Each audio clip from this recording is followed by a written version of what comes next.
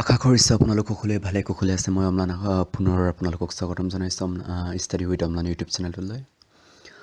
বন্ধুসকল, আমাৰ লসাগু আৰু গসাগু, আজিৰ টপিকটোত মই আহিছোঁ লসাগু আৰু গসাগু। যিহেতু আমাৰ বেছিক মেথছৰ ছিৰিজ এটা চলি আছে, যোনটোৰ পৰা আপুনি মেথছৰ বেছিক কথাখিনি আপুনি শিকিব পাৰি। মই আগৰ লেকচাৰটোত বেছিক মেথছ 1, এই লেকচাৰটোত মই প্ৰাইম ফেক্টৰাইজেশ্যন অৰ্থাৎ মৌলিক উৎপাদকীকৰণ টপিকটোৰ ওপৰত মই আপোনালোকক আলোচনা কৰিছিলোঁ। আৰু এই আজিৰ লেকচাৰটোত মই লসাগু আৰু গসাগুৰ ওপৰত আলোচনা কৰিম। লসাগু আৰু গসাগু আমাৰ বহুতেই ইম্পৰ্টেণ্ট এটা মেথছৰ এটা বেছিক ইম্পৰ্টেণ্ট এটা পইণ্ট হয়। আমাৰ মেথছ কৰোঁতে সদায় আমাৰ লসাগু আৰু গসাগু উলিয়াব লগা হয়। বন্ধুসকল, আৰম্ভ কৰোঁ। লসাগু কি? লসাগু আৰু গসাগুনো কি সেইটো আমি ফাৰ্ষ্ট বুজি ল'ব লাগিব। লসাগু মানে হৈছে আমাৰ লঘিষ্ঠ সাধাৰণ গুণিতক আৰু গসাউ মানে গৰিষ্ঠ সাধাৰণ উৎপাদক। বন্ধুসকল, এতিয়া মই এটা কথা আপোনালোকক বুজাব বিচাৰিছোঁ। লঘিষ্ঠ সাধাৰণ গুণিতক, গুণিতক মানে কি? ফৰ এক্সাম্পল মই কৈছোঁ দুইৰ গুণিতক। দুইৰ গুণিতক বুলি ক'লে কি কি আছে? দুইৰ গুণিতক বুলি ক'লে আমাৰ দুই নিজে নিজৰ এটা গুণিতক। তাৰপিছত হ'ব আমাৰ 4 দুইৰ গুণিতক হ'ব 2 1 গুণ 2, 2 2 গুণ 4, 2 3 গুণ 6 টো দুইৰ গুণিতক হ'ব, 8 টো 2ৰ গুণিতক হ'ব, 10 টো 2ৰ গুণিতক হ'ব, এনেকুৱা গৈ থাকিব। আৰু ঠিক তেনেকৈ যদি আমি কওঁ 4ৰ গুণিতক বুলি ক'লে কি হ'ব আমাৰ? প্ৰথমে আমি গুণিতক কি হয় সেইটো বুজি লৈছোঁ। মানে 4ৰ গুণিতক বুলি ক'লে আমাৰ 4 1 গুণ 4, 4 নিজে নিজৰ গুণিতক, 2 4 গুণ 8, 8 টো 4ৰ গুণিতক হ'ব, আৰু 3 4 গুণ 12, 12 টো তাৰ গুণিতক হ'ব, আৰু 4 4 গুণ 16 তাৰ গুণিতক। ঠিক আছে। আৰু 4ৰ লগত তেনেকৈ গৈ 4ৰ লগত যদি 4ৰ লগত যদি আমি 100 পূৰণ কৰোঁ তেন্তে 400 পাম। তাৰ আগলৈ গৈ থাকিব, অসংখ্য গুণিতক থাকিব। এটা সংখ্যাৰ অসংখ্য গুণিতক থাকে, মানে অসীমলৈ গুণিতক থাকে। গুণিতক মানে কি আপোনালোকে এতিয়া বুজি পালে। লঘিষ্ঠ সাধাৰণ গুণিতকটো পঢ়াৰ আগতে আমি গুণিতক কি সেইটো বস্তুটো বুজি ল'ব লাগে। এতিয়া আমাৰ নেক্সট কথাটো হৈছে উৎপাদক। উৎপাদক বুলিলে কি বুজায় আপুনি? উৎপাদক, যিটো আমি এতিয়া গৰিষ্ঠ সাধাৰণ উৎপাদকৰ কথা ইয়াত পঢ়িব লৈছোঁ। উৎপাদক মানে কি হয়? আমি ফাৰ্ষ্টত সেইটো বুজি ল'ব লাগিব। উৎপাদক হৈছে, ছাপ'জ মই 8টো লৈছোঁ, 8 নাম্বাৰটো লৈছোঁ। ছাপ'জ মই 8 নাম্বাৰটো লৈছোঁ। এই 8 নাম্বাৰটোৰ আমাৰ উৎপাদক কি কি হ'ব পাৰে? আমি 8 ইকুৱেল আমি কি পাওঁ? 8 ইকুৱেল আমি 8 × 1, অৰ্থাৎ 8ৰ লগত 1 পূৰণ কৰিলেও আমি 8 পাওঁ। ঠিক আছে। ঠিক সেইদৰে আমি 8টো এনেকুৱা ধৰণেও পাব পাৰোঁ যে 4ৰ লগত 2 পূৰণ কৰি 4ৰ লগত 2 পূৰণ কৰিও আমি 8 পাব পাৰোঁ, আৰু সেইটোৱে পাব পাৰোঁ, সেইটোৱে আমি পাব পাৰোঁ। আমাৰ 8ৰ গুণিতক বুলি 8ৰ উৎপাদক বুলি ক'লে এতিয়া কি কি হয়? আমাৰ 8ৰ উৎপাদক বুলি ক'লে এই গোটেই সংখ্যাকেইটা আমি কি পাইছিলোঁ? 1টো এটা হয়, আৰু 2 এটা 8ৰ গুণিতক হয়, আৰু ইফালে আমি 4 পাইছিলোঁ, 4টো এটা 8ৰ উৎপাদক, আৰু 8টো 8ৰ উৎপাদক। ঠিক আছে। আমাৰ 8ৰ 4টা উৎপাদক পালোঁ। আপোনালোকে উৎপাদক মানে কি সেইটো কথা গম পালে চাগে। মই এইটো ইৰেজ কৰি লৈছোঁ।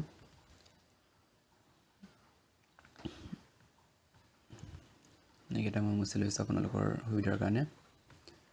এক ছেকেণ্ড। বন্ধুসকল, এতিয়া আমি নেক্সট টপিকটোলৈ মুভ কৰোঁ। মানে আমাৰ মেইন টপিকটোলৈ মুভ কৰোঁ। লসাগু কি হয়? এতিয়া লঘিষ্ঠ সাধাৰণ গুণিতক, আমি গুণিতক কি কথা গম পালোঁ, আৰু উৎপাদক কি কথা গম পালোঁ। এতিয়া আমি নেক্সট শিকিম লঘিষ্ঠ সাধাৰণ গুণিতক মানে কি। ঠিক আছে। আচ্ছা, লঘিষ্ঠ সাধাৰণ গুণিতক, সাধাৰণ গুণিতক হ'বলৈ হ'লে মিনিমাম আমাৰ সাধাৰণ গুণিতক পাবলৈ হ'লে দুটা সংখ্যা থাকিব লাগিব।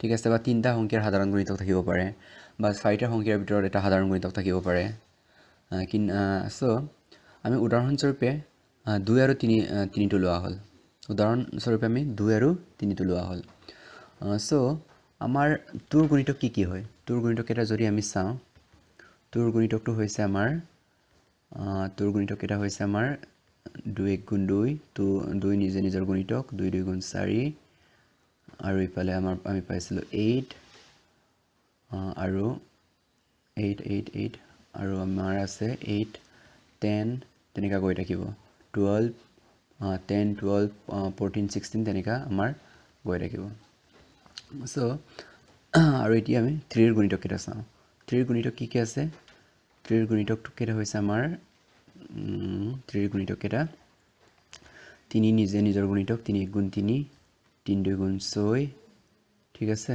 3 2 গুণ 6 3 4 গুণ 12 3 4 গুণ 12 3 5 গুণ 15 3 5 গুণ 15 আচ্ছা 6 to 2 4 6 to এটা কিবাৰ গুণিতক দেই 2 ৰ গুণিতক ঠিক আছে আৰু ইফালে 8 আছিলে এটা মই 8 বনাই দিছো আৰু বাৰু 1 সেকেন্ড মুছি লৈছো আপোনালোকৰ সুবিধাৰ্থে মই অলপ বস্তুকেইটা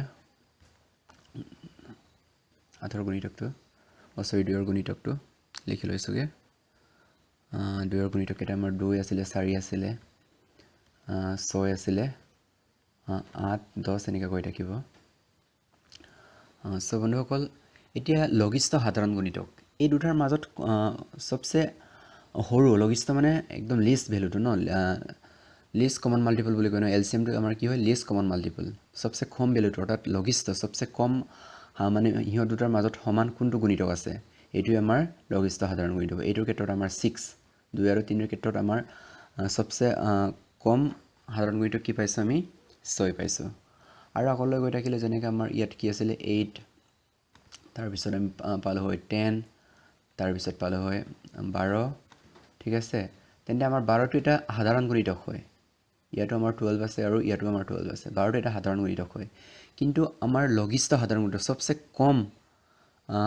কম সাধাৰণ গুণিতকটো কি বুলি ক'লে আমাৰ এইটো আছিল 6 সো বন্ধুসকল আপোনালোকে লঘিষ্ঠ সাধাৰণ গুণিতকৰ কথাটো এতিয়া বুজি পালে তো এতিয়া 2 আৰু 3 ৰ আমি গৰিষ্ঠ সাধাৰণ উৎপাদক হেতু আমি চাম সাপোজ আমাৰ টুৰ সাধাৰণ উৎপাদক কি আছিল সৰি টুৰ উৎপাদক কি আছিল আমাৰ টুৰ উৎপাদক আমি পাইছিলো 1 আৰু 2 টুৰ উৎপাদক আমাৰ 1 আৰু 2 ঠিক তেনেকা ধৰণে 3 ৰ উৎপাদক কি আছে আমাৰ 3 ৰ উৎপাদক 1 আৰু 3 আৰু বেলেগ উৎপাদক ইয়াৰ নাই 1 আৰু 3 ইয়াৰ উৎপাদক হয় সো এটা কি হল হিহত দুটাৰ মাজত গৰিষ্ঠ সবচে ডাঙৰ উৎপাদকটো মানে কমন উৎপাদকটো কি আছে আমাৰ 1 তাতকৈতো ডাঙৰ নাই আমাৰ 1 হিহত দুটাৰ মাজত কমন যেটো 2 ৰ উৎপাদক 1 আৰু 2 আৰু 3 ৰ উৎপাদক 1 আৰু 3 তেন্তে হিহত দুটাৰ মাজত মিল কোৱা উৎপাদক কি আছে আমাৰ 1 আছে সো 1 টো আমাৰ কি হ'ব সাধাৰণ উৎপাদক হ'ব 2 আৰু 3 ৰ সাধাৰণ উৎপাদক সো গৰিষ্ঠ সাধাৰণ উৎপাদক হ'ব সো বন্ধুসকল আপোনালোকে ভালকে বুজি পাইছে মই বেলেগ এটা এক্সাম্পল লৈছো তাৰ আগতে মই হেইটো ইৰেজ কৰি লৈছো তাৰ আগতে মই হেইটো ইৰেজ কৰি লৈছো আৰু মই মুভ কৰিছো নেক্সট এক্সাম্পলটো লৈ নেক্সট এক্সাম্পলটো হৈছে আমাৰ 3 আৰু 5 ঠিক আছে নেক্সট এক্সাম্পলটো আমাৰ 3 আৰু 5 সো বন্ধুসকল একেদৰে আমি 3 আৰু 5 ৰ লঘিষ্ঠ সাধাৰণ গুণিতক ওলাম সো 3 ৰ গুণিতক কেটা আমাৰ কি হ'ব 3 ৰ গুণিতক কেটা আমাৰ 3 গুণ 3 আৰু হ'ব আমাৰ 3 গুণ 6 তাৰ পিছত আমি পাম 9 তাৰ পিছত পাম 12 পাম আৰু তাৰ নেক্সট পাম আমি তাৰ নেক্সট পাম 15 ঠিক আছে তাৰ নেক্সট পাম 15 তাৰ নেক্সট পাম আমি 18 ঠিক আছে আকৌ একেদৰে আমি 5 ৰ উৎপাদকটো আমি লিখি লৈছো 5 ৰ গুণিতক কেটা আমি লিখি লৈছো 5 ৰ গুণিতক কেটা 5 নিজে নিজৰ উৎপাদক কাৰণ 5 1 গুণ 5 হয় আমাৰ 5 নিজে নিজৰ উৎপাদক আৰু ইপাৰে আমাৰ 10 হ'ব 10 3 5 গুণ 15 এইকেইটা আমাৰ 5ৰ উৎপাদক আৰু 20 এইকেইটা এনেকৈ আৰু গৈ থাকিব গ'লৈ সো বন্ধুসকল এই ইহঁত দুটাৰ মাজত কমন উৎপাদকটো কি আপুনি সবচে কমন উৎপাদকটো আমি কি দেখিছোঁ 3 6 9 12 সেইকেইটা নহয় আমি কমন উৎপাদক দেখিছোঁ 15টো ঠিক আছে ইয়াত 15 আমাৰ কমন আছে সো 3 আৰু 5ৰ আমাৰ লঘিষ্ঠ সাধাৰণ গুণিতক অৰ্থাৎ লসাগু আমাৰ কিমান আছে 15 পালোঁ আমি কিমান পালোঁ 15 ঠিক তেনেদৰে আমি গসাগু নিৰ্ণয় কৰিম গসাগুটো নিৰ্ণয় কৰিবলৈ ইয়াৰ ক্ষেত্ৰতো একে ওলাব কাৰণ 3ৰ উৎপাদক অকল আমি দুটাই আছে 1 আৰু 3 আৰু ঠিক সেইদৰে 5ৰ উৎপাদকো আমাৰ কি আছে আমাৰ 5ৰ উৎপাদকো 1 আৰু 5 আছে এই ক্ষেত্ৰতো আমাৰ কমন মাল্টিপল হৈছে 1 হয় কমন মাল্টিপল